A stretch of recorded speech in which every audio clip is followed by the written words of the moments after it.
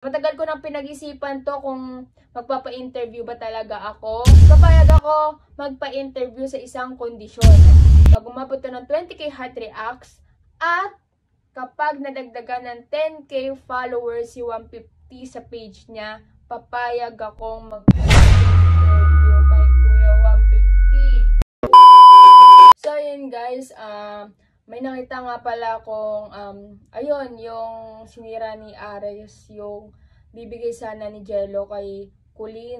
Ayun guys, madami nag-mention sa akin noon, yung time na yon. Pero guys, hindi ko pinansin. Napanood ko yun guys, sa totoo lang napanood ko yun, pero hindi ko pinansin. Kasi, alam niyo naman guys na ayoko muna madawit yung pangalan ko, gusto ko muna magpakasaya. At ayun guys, sa totoo lang guys, sobrang na-disappoint ako. Na-disappoint ako kasi guys, hindi siya yung Aris na nakilala ko. Hindi yan yung Aris na nakilala ko, yung maninira ng gamit ng iba, kung ano-ano sinasabi sa iba. Ayun guys, ako na mismo humihingi ng pasensya kay Jello, kay Kulin, kay Kuya 150, sa mga tao sa bootcamp, sa mga ginagawa ni Aris ngayon. At sa mga nagsasabi sa akin na dahil sa akin daw, sumali si Aris uli sa pagiging ganggang. Guys, hindi ko kasalanan yun. Kasalanan ni Aris yun. Hindi ko kasalanan yun. Desisyon niya yun. Siya nagdesisyon na sumali uli sa ganggang. At sana, wag niyo sana akong sabihan na dahil sa akin sumali uli sa ganggang si Ares. Malaki na siya guys. Alam niya na yung mga pinagagawa niya. May utak na siya. Malaki na siya. Alam niya na yung mga gagawin niya sa buhay niya. Kaya hindi ko nakasalanan yun kung bakit sumali uli si Ares sa pagiging ganggang niya. Sana guys, wag niyo nang idawit yung pangalan ko doon sa desisyon niya na pagiging ganggang. Kasi hindi ko kasalanan yun. Hindi ko nahawak ang utak ni Ares ngayon kasi hiwalay na kami. Wala na rin akong pakay kung anong gawin sa buhay niya. At ayun, nahihiya lang ako sa mga pinagagawa niya ngayon, yung siraan niya si 150, yung sirain niya yung bigay ni Jello kay dapat ibibigay ni Jello kay Kulin. At ayun guys, sobrang nahihiya ako kasi hindi ko na talaga siya makilala. Hindi talaga siya yung Aris na nakilala ko. At ayun guys, may nakita din pala akong live ni 150 na gusto niya akong interviewin. At may nakita rin akong comment ni Kuya 150 sa shared post ko na gusto niya akong interviewin. Ito yun guys. Ayan, papakita ko sa inyo. At ayun guys, matagal ko nang pinag-isipan to kung magpapa-interview ba talaga ako.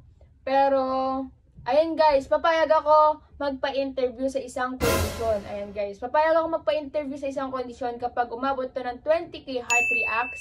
Ayan guys, magpapa-interview ako kay 150. At hindi pa yan guys, hindi pa nagtatapos doon. Pag umabot to ng 20k heart reacts at kapag nadagdagan ng 10k followers si 150 sa page niya, papayag akong magpa-interview kay Kuya 150. Bakit? Kasi guys, ang laki ng tinulong sa akin ni 150 nung nagsisimula pa ako at kami ni Ares. Siya ang dahilan kung ba't kami nagkaayos, nawalan siya ng trabaho dahil sa amin. Kaya guys, sobrang paking pasalamat ko kay Kuya 150. Kaya guys, kahit 10k followers lang guys, kahit konting tulong lang na galing sa akin, ayun, gusto ko lang sanang, ayun, umabot, kahit madagdagan ng 10k followers. Kasi, ayun guys, alam niyo naman yung nangyari sa page ni 150, yung 3M niya na guys, ayan guys. At ngayon na nagsisimula uli siya na gumawa uli ng page niya, gumawa uli siya ng page niya, kahit papaano sana guys, gusto ko sana makatulong. At ayun guys, papayag ako magpa-interview kapag umabot to ng 20k heart reacts at kapag may nadagdag lang na 10k followers kay Kuya 150. Ayan guys, papayag ako magpa-interview. At ayun guys, hanggang doon na lang. Gusto ko lang sana sabihin na yun, stay happy. Ayan guys. At ayun, sana maging masaya na lang kayo sa mga decision ko. Kung makakahanap man ako ng para sa akin, kung makahanap man ako ng maaga, ayun. Sana guys, i-support nyo na lang ako guys kasi deserve ko rin naman maging masaya. At ayun guys, hanggang doon na lang. Sana umabot to ng 20k heart reacts at sana malagdagan ng 10k followers si Kuya 150. Ayun guys, so payag ako magpa-interview. At kapag naman hindi umabot, pag-iisipan natin guys. Pag-iisipan pa rin natin. Pero syempre, papayag na magpa-interview. Pero ayun, may kondisyon lang muna. At ayun guys, hanggang doon na lang. At ayun guys, sana next time hindi na madawit yung pangalan ko sa issue ni Ari sa pagiging ganggang niya. Kasi ayun guys, alam niyo na malaki na siya. Alam niyo na yung mga pinagagawa niya. Hindi ko nakasalanan yon, desisyon niya yon. May utak na siya guys. Kaya ayun, sana wag na ako madawit sa sa pagiging ganggang niya. Hindi ko kasalanan kung bakit sumali si Ares uli sa pagiging ganggang. At ayun, hanggang doon na lang guys. Next time, ayun, papasayahin ko na lang kayo. At ayun, hanggang doon na lang. At paalam! So ayun guys, may papakilala na naman akong bagong game sa inyo. Ito ang A Panalo. Ayan guys, sa mga magre-register sa link ko na nasa comment section, mamimigay tayo ng Gcash sa mga magre-register sa link ko na nasa comment section. Bago yan, syempre maglalaro muna tayo dito sa A Panalo. Dito sa A Panalo guys, napakadaming games katulad ng Mines at marami pang iba. Pero ang lalaruin natin ngayon, ang Mines syempre. Ayan guys, nakapagbeta tayo ng 100 at click lang ng click basta hindi bomba ang mapipindot. Yan.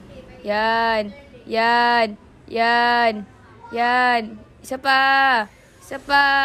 Okay, cash out. 392 agad guys. So, 100 lang yung tinaya ko. Okay, second bet natin, 200 at click lang ng click basta hindi bomba ang mapipindot. Okay?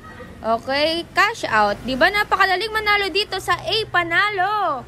Oh, di ba panalo na naman tayo dito sa A Panalo? Kaya guys, mag-register na kayo dito at mamimigay tayo ng Gcash sa mga magre-register sa link ko na nasa comment section. At isend lang ang screenshot para sa proof na nag-register kayo sa link ko na nasa comment section. Kaya guys, mag-register na kayo at tandaan, legal age lang ang pwede maglaro dito. At kung may extra pera ka, maglaro na sa A Panalo.